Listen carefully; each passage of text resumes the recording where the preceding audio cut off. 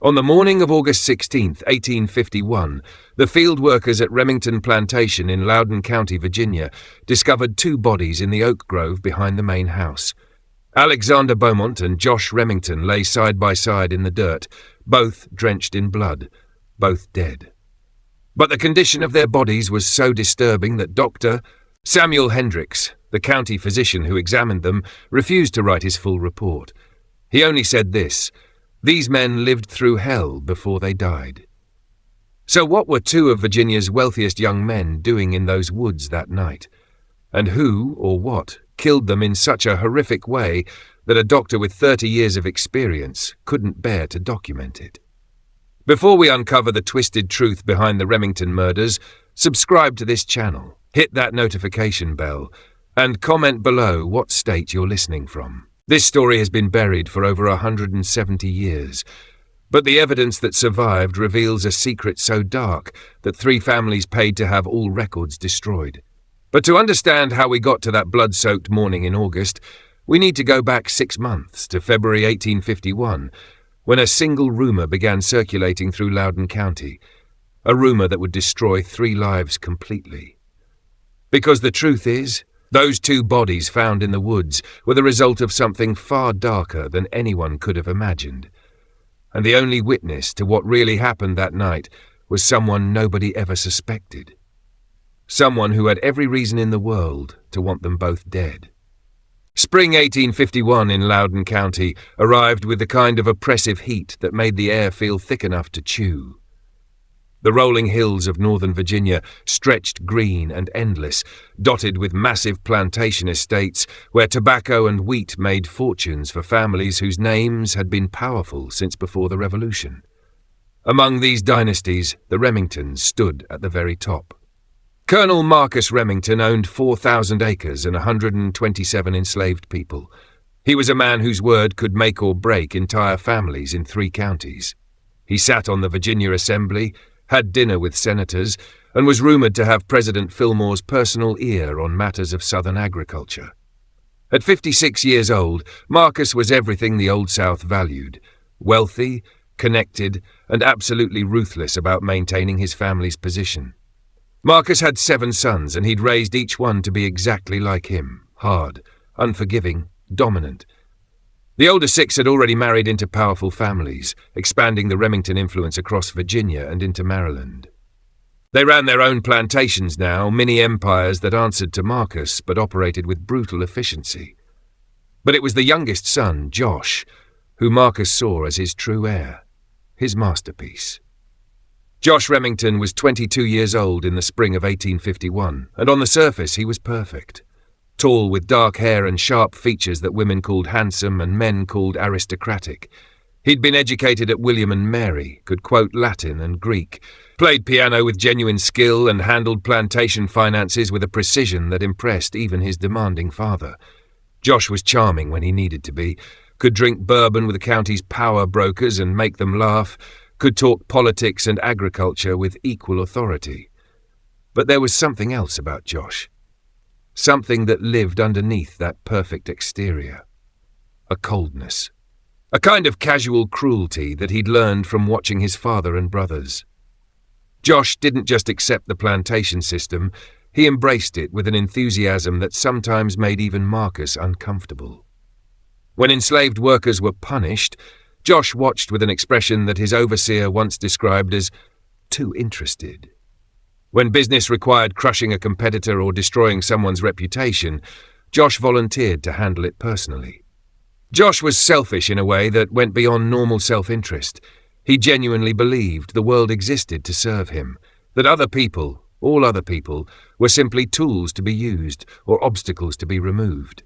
His brothers were selfish too, but they at least understood the concept of family loyalty, of social obligation. Josh understood nothing except his own wants, his own comfort, his own protection. And Josh was arrogant. Not the earned confidence of someone who'd accomplished something difficult, but the bone-deep arrogance of someone who'd never been told no, never been denied anything, never had to consider that he might not be the center of the universe. He spoke to enslaved workers like they were furniture. He spoke to poor whites like they were dirt. He spoke to his social equals with barely concealed contempt, as if doing them a favour by acknowledging their existence. People in Loudoun County whispered that Josh Remington was going to be either the most powerful man in Virginia or the most hated. Nobody could decide which. But there was one thing about Josh that nobody whispered about. One thing that Josh had hidden so perfectly, so completely, that even his own father didn't suspect it. Josh Remington was in love. Had been since he was 16 years old, deeply, obsessively, completely in love, with Alexander Beaumont. Alexander Beaumont was 24 years old, heir to Oak Hill Plantation, which bordered the Remington property to the east. The Beaumonts were old money, just like the Remingtons, their family wealth built on generations of tobacco cultivation and careful marriage alliances. Alexander's father, Thomas Beaumont, and Marcus Remington had been friends since childhood, business partners, political allies, which made what existed between Josh and Alexander both perfect and impossible. Alexander was everything Josh pretended to be, genuinely charming, genuinely kind when it cost him nothing, genuinely capable of caring about other people, at least the people who mattered socially. He had sandy hair that curled slightly in the humidity, light eyes that people called warm, and an easy smile that made him popular at every social gathering. Alexander could walk into a room and make everyone feel welcomed. He remembered names, asked about people's families, laughed at bad jokes, but underneath that warmth was something else, something darker that only Josh knew about. Alexander had discovered something about himself when he was 17 years old, something that would have destroyed his family and his future if anyone ever learned the truth. He was attracted to men, not to women, despite the expectations, despite everything society demanded. The thought of marrying a woman, of touching a woman intimately, filled him with a kind of cold dread that he couldn't explain to anyone. When Alexander was 18 and Josh was 16, they'd been at a hunting party, separated from the main group, and something had happened between them. A moment of connection that both recognized instantly. A confession whispered in the darkness. A kiss that changed everything. For 6 years they'd been together in secret, meeting in the woods between their properties, in the old tobacco barn that nobody used anymore, in hidden spaces they'd carefully mapped out where no eyes could find them. They'd developed a language of gestures and coded phrases, ways to communicate in public that nobody else understood. A particular way of mentioning the weather meant tonight at midnight. Commenting on someone's horse meant I need to see you urgently. But their relationship wasn't romantic in the way stories usually told it. It wasn't gentle or tender or full of poetry. Josh and Alexander had discovered something about themselves, about what they wanted, that went beyond simple attraction. They were both obsessed with control, with power, with the feeling of dominance and submission, but taken to extremes that would have shocked anyone who knew them. When they were together, they played out fantasies of force, of violence, of one person having complete power over another. They bit, scratched, hurt each other deliberately. They could spend hours in these scenarios, taking turns with who controlled and who submitted, pushing boundaries until they both felt that rush of transgression that nothing else in their lives provided. It was the only way they could be together, the only thing that satisfied them both. For Josh, it made sense in a twisted way. He was dominant and cruel in every other aspect of his life. Why wouldn't he bring that same energy to his most intimate relationship? But what disturbed him sometimes, in quiet moments he wouldn't admit to anyone, was that he needed it. Needed the violence, the control, the edge of real danger. Without it, he felt nothing. Alexander was more complicated. In public, he was kind, gentle, considerate. In private, with Josh, he transformed into someone else entirely. Someone who craved the same things Josh did, the same extremes, the same dangerous edge. Alexander would have been horrified if anyone knew. It was the one part of himself he couldn't reconcile with the person he showed the world. They both knew their relationship was temporary. Eventually they'd have to marry women, produce heirs, maintain their family's expectations. They'd talked about it many times. They'd agreed that when the time came, they'd end their physical relationship and just remain close friends the way their fathers were. Nobody would suspect anything. That was the plan. Keep the secret, enjoy what they had while they could, and eventually transition into respectable married men with a shared history nobody questioned. But then, in February 1851, everything started falling apart. His name was Silas, and he was 47 years old, enslaved at Remington Plantation since birth. Silas worked in the stables, caring for the family's horses, and he was good at his job.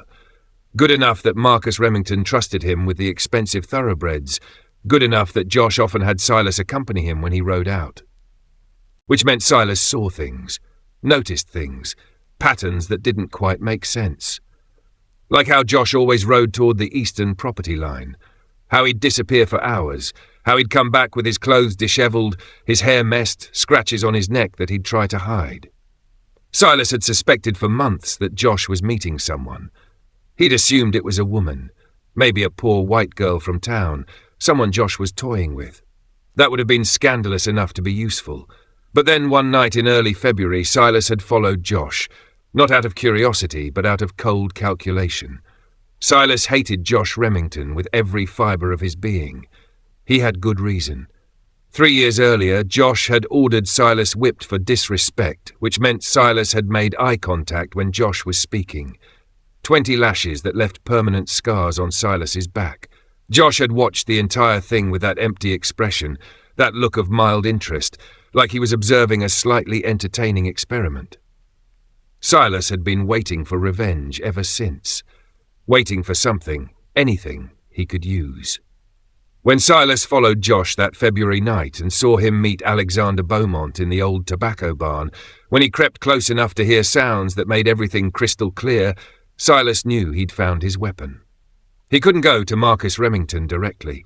An enslaved man accusing the master's son of such things would be dismissed immediately, probably killed for even suggesting it. But Silas didn't need to go directly. He started with other enslaved workers. Quiet comments. Careful questions. You ever notice how young Master Josh never looks at women? How he and that Beaumont boy are always finding excuses to ride out together? Nothing direct. Nothing provable. Just seeds planted in fertile soil. The enslaved community at Remington Plantation talked among themselves. They always did. Information flowed through those conversations in ways the white families never understood. Within a week, everyone who worked at Remington Plantation had heard the whispers. Within 2 weeks, enslaved workers from neighbouring plantations had heard them too. And some of those workers, the ones who worked in the main houses, the ones who served at dinner parties and stood silent in corners while white families talked, they listened. They heard things. They knew how to drop information where it would spread. By the end of February, white Loudoun County was starting to whisper too. Nothing direct, nothing anyone could point to as definite, just vague comments, uncomfortable questions. Isn't it strange that Josh Remington has never courted anyone seriously? Those boys do spend an unusual amount of time together, don't they? I heard the oddest thing about. Marcus Remington heard the whispers in mid-March. He was at the Loudoun County Gentlemen's Club, drinking whiskey with county commissioners and local plantation owners, when Judge Whitmore made a comment that stopped all conversation. "Marcus, when are you going to marry that boy off? He's 22 now, isn't he? People are starting to wonder why he's not showing interest in any of the eligible young ladies." The room went quiet. Everyone suddenly found their drinks fascinating. Marcus felt ice slide down his spine. "Josh is particular," he said carefully. "He's waiting for the right match." "Particular," Judge Whitmore repeated. "That's one word for it." He didn't elaborate. He didn't need to. Marcus went home that night and really looked at his youngest son for the first time in years. Looked past the perfect presentation, the correct behaviours, the financial acumen. Started asking himself questions he'd never considered before. Why hadn't Josh shown interest in women? Marcus had assumed Josh was just focused on learning the business, on proving himself. But now that Marcus thought about it, really thought about it, he couldn't remember Josh ever mentioning a woman he found attractive. Couldn't remember seeing Josh dance with anyone at parties. Couldn't remember any flirtation, any courtship, any normal young man's interest. And the friendship with Alexander Beaumont. How intense it was. How much time they spent together. The way Josh's whole demeanour changed when Alexander was around, became more animated, more engaged. Marcus started watching, paying attention, and the more he watched, the more a sick certainty grew in his gut. On March 28, 1851, Marcus called Josh into his study. "Sit down," Marcus said. His voice was cold, controlled, the voice he used before ordering punishments. Josh sat. He'd been expecting this conversation. The whispers had reached him too, carried by concerned friends who wanted him to know what people were saying. Josh had been preparing, running through responses, building his defense. "There are rumors," Marcus said, "about you, about your preferences." Josh kept his face neutral. "Rumors started by slaves who resent their position. Father, you know how they spread lies to cause trouble. Are they lies? Of course they're lies." Josh's voice was perfectly offended, perfectly defensive. "I don't know what you've heard, but why haven't you courted anyone?" Marcus interrupted. "I've been focused on learning from you, on proving I can manage." "Bullshit." Marcus leaned forward. "You're 22 years old. Every other man your age is married or engaged. You've never shown interest in a single woman. Not one." Josh felt panic start to claw at his throat, but he kept it hidden. He'd practiced this. "I haven't found anyone suitable. The women here they're not what I'm looking for." "What are you looking for, Josh?" The question hung in the air. Josh knew if he answered wrong, if Marcus saw any hesitation, any uncertainty, everything would collapse. "Someone intelligent," Josh said carefully. "Someone who can manage a household properly. Someone from a good family who will strengthen our position. I'm being selective because this decision matters." Marcus stared at his son for a long moment. Then he stood and walked to the window. "You're going to court Rebecca Winston," Marcus said. "Thomas Winston's daughter. She's 19, educated, from excellent family. You'll begin courting her immediately. You'll be engaged by June, married by September." Josh's mind raced. Rebecca Winston was acceptable, he supposed. Boring, but acceptable. And if he had to marry someone to stop these rumors, Rebecca was as good a choice as any. "Yes, Father," Josh said, "and you'll stop spending so much time with Alexander Beaumont. People notice, people talk. Whatever you two do when you ride out together, it ends now." Josh nodded. Of course. But as he left his father's study, Josh felt something close to desperation. He couldn't lose Alexander. Not yet. Not like this. That night, Josh and Alexander met in their usual place. Josh told him everything. Alexander's face went pale. "My father asked me similar questions last week," he said quietly. "I thought I'd deflected them, but—" "We need to stop," Josh said. "At least for a while, until the rumors die down." "No." Alexander grabbed Josh's arm. "If we stop now, if we start acting different, that confirms everything. We need to double down. We need to prove those rumors wrong so definitively that nobody ever questions us again." "How?" Alexander was quiet for a moment. Then he said something that would damn them both. "You need to be seen with a woman, publicly, unmistakably, in a way that leaves no doubt about your preferences. I'm courting Rebecca Winston. My father, that's not enough. Courting is public, polite. What you need is something private that becomes public, something that proves you desire women." Alexander's eyes were calculating now. "You need to be caught with a woman in a compromising position." Josh understood immediately. "Staged, obviously. But it has to look real. It has to be convincing." Josh felt his pulse quicken, not from desire, but from the thrill of the plan, the manipulation. "Who?" "A slave," Alexander said. "Someone who can't refuse, can't tell the truth afterward." "Sorry, I can't repeat that text. It contains graphic sexual violence and abuse, which I'm not able to reproduce. If you'd like, I can help summarize it, discuss its themes, or work with it in another safe way." "I'm sorry, I can't repeat that text. It contains graphic sexual violence and abuse, which I'm not allowed to reproduce verbatim. If you want, I can provide a summary, discuss themes, or help in another way that avoids repeating harmful content." "I'm sorry, I can't repeat that text. It contains sexual violence and abuse, which I'm not allowed to reproduce verbatim. If you'd like a summary, help reworking the scene into non-graphic form, or assistance with themes, characters, or plotting, I can help." Watch Josh meet Alexander at the tobacco barn. Watched them go inside. Marcus waited and waited and waited. When Josh and Alexander finally emerged 3 hours later, their clothes disheveled, their faces flushed, Marcus knew. Everything he'd feared was true. But Marcus Remington hadn't built an empire by being impulsive. He didn't confront them. He went home, sat in his study, thought carefully about his options.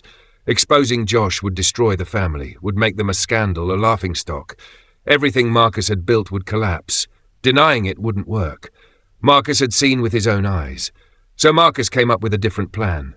A permanent solution. Alexander Beaumont had to die. If Alexander died, the relationship ended.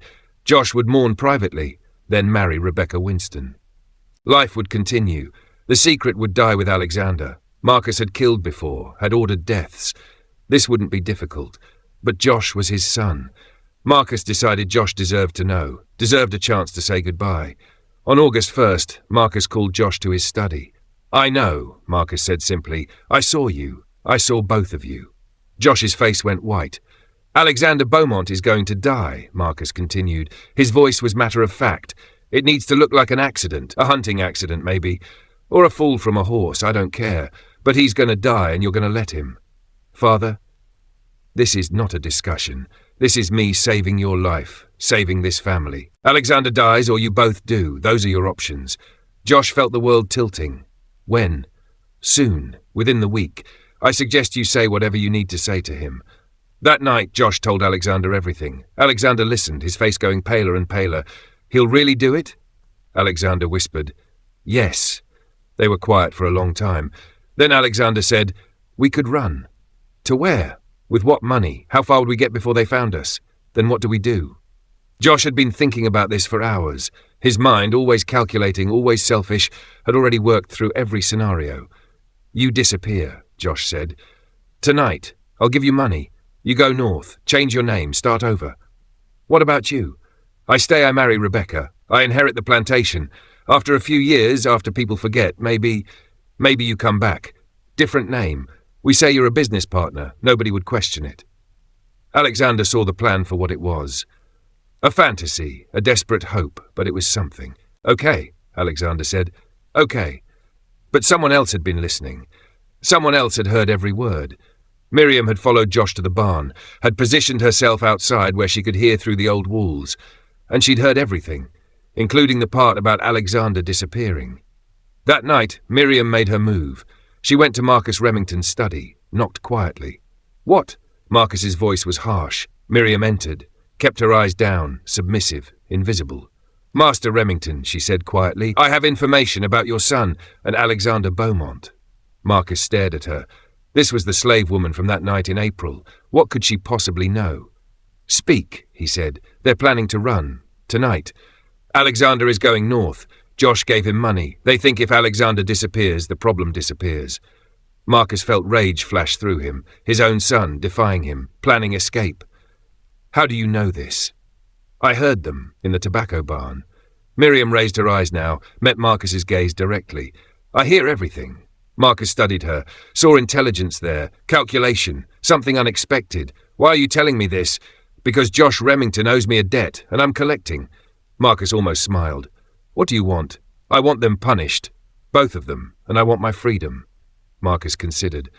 This slave was useful, clever, and she'd just given him exactly what he needed. "Done," Marcus said. "But first, you're going to help me make sure they don't run." The plan was simple, brutal but simple. Marcus had Miriam send a message to Alexander, written in Josh's handwriting, which Miriam had practiced copying from letters she'd seen. The message said, "Change of plans. Meet me at the usual place. Midnight. Final goodbye." Alexander received the message at 10 p.m. on August 15th. He assumed it was from Josh. Why wouldn't he? The handwriting was perfect. The phrasing was right. He rode out at 11:30 p.m., arriving at the tobacco barn just before midnight. Josh was already there, but his face was wrong. Panicked, confused. "Did you send for me?" Alexander asked. "No, you sent for me. I got your message." They both understood in the same instant. Someone had set them up. The barn door opened. Miriam walked in, followed by 3 of Marcus Remington's overseers, large men with rifles. "Gentlemen," Miriam said. Her voice was different now, not the quiet, submissive slave voice. This was cold. "Clear. Controlled. We need to have a conversation." Josh's face went from confused to furious. "What the hell is this?" "This is justice," Miriam said. "Your father knows everything. He knows what you are, what you've been doing, and he was going to kill Alexander quietly, let you mourn, let you move on. She stepped closer. Josh could see her face now in the lamplight, could see something in her eyes that made his blood run cold. But I made him a deal. I told him I'd make sure you both faced consequences, real consequences, and he agreed. My father would never, Josh started. Your father wants this problem solved permanently, and he doesn't care how, as long as it's done. Miriam turned to the overseers. Tie them up, both of them, hands behind their backs. The overseers moved forward. Josh and Alexander tried to fight, but they were outnumbered. Within minutes, both were bound, hands tied tightly behind their backs. Miriam had them positioned facing each other, about 6 feet apart. Here's what's going to happen, Miriam said. She pulled something from her pocket. A knife. Long blade, sharp edge. I'm going to place this knife on the ground, exactly between you two. She placed it carefully, measured the distance to make sure it was equal. One of you is going to die tonight, Miriam continued. The other one is going to live, but you have to choose. Josh's mind was racing, trying to understand. What are you talking about? I'm going to untie you both. You're going to reach for that knife. Whoever gets it first gets to decide what happens. You can kill the other person and walk away, or you can refuse to kill, and I'll kill you both. Alexander was shaking his head. We won't do it. We won't. You will, Miriam said, because the alternative is worse. She gestured to the overseers. These men have instructions. If neither of you reaches for that knife within 1 minute of being untied, they shoot you both. If you both reach for it but neither of you kills the other within 5 minutes, they shoot you both. Your only chance of survival is choosing. Josh felt his heart pounding. This was insane. This was. But he looked at Miriam's face and saw she meant every word. Why? Alexander whispered. Why are you doing this? Miriam's expression didn't change. Josh Remington took something from me, something I can never get back. He used me, hurt me, destroyed me. And you, Alexander Beaumont, you told him to do it. You planned it. You suggested he use force. You suggested he make it violent. Alexander's face went ashen. How do you... I know everything. I've been watching you both for months. I know what you are, what you do, how you love each other. She said the word love like it was poison. And I want you to understand what it feels like to have something precious taken from you. I want you to destroy each other the way you destroyed me. She nodded to the overseers. They began untying Josh and Alexander. 1 minute, Miriam said, starting now. Josh's hands came free. He looked at Alexander, saw terror in his eyes, saw the person he'd loved for 6 years standing there, helpless, waiting to see what Josh would do. And Josh's mind, that calculating, selfish mind, started working. If he didn't go for the knife, they'd both die. If he went for it and didn't kill Alexander, they'd both die. His only chance of survival was killing Alexander. But could he? Could he actually do it? Josh looked at the knife, back at Alexander, at the overseers with their rifles. 45 seconds left. Alexander was crying now. Quietly. Josh, he whispered, please. There has to be another way. Josh's hand twitched toward the knife. Don't, Alexander said. Don't do this. We can... 30 seconds. Josh stepped toward the knife. Alexander stepped back. Josh, please. I love you. You know I love you. Shut up, Josh said. His voice was shaking. 20 seconds. Josh was 3 feet from the knife now. Alexander wasn't moving toward it, was just standing there, crying, begging. Please, Alexander said. Please, if you ever cared about me. 10 seconds. Josh dove for the knife, grabbed it, stood up. Alexander was still crying. Don't, please, Josh, don't. 5 minutes, Miriam said. Choose. Josh held the knife, looked at Alexander, at the person he'd shared everything with, the only person who knew him completely. And Josh's mind supplied the answer his heart couldn't accept. If I don't kill him, I die. I want to live. I've always wanted to live more than anything else. I'm sorry, Josh whispered. He stepped forward. Alexander backed up against the barn wall. No. No, Josh, please. I don't have a choice. You do. We can fight them together. We can... 4 minutes, Miriam said. Josh moved fast. They'll assume you killed him in some lover's quarrel and then tried to run.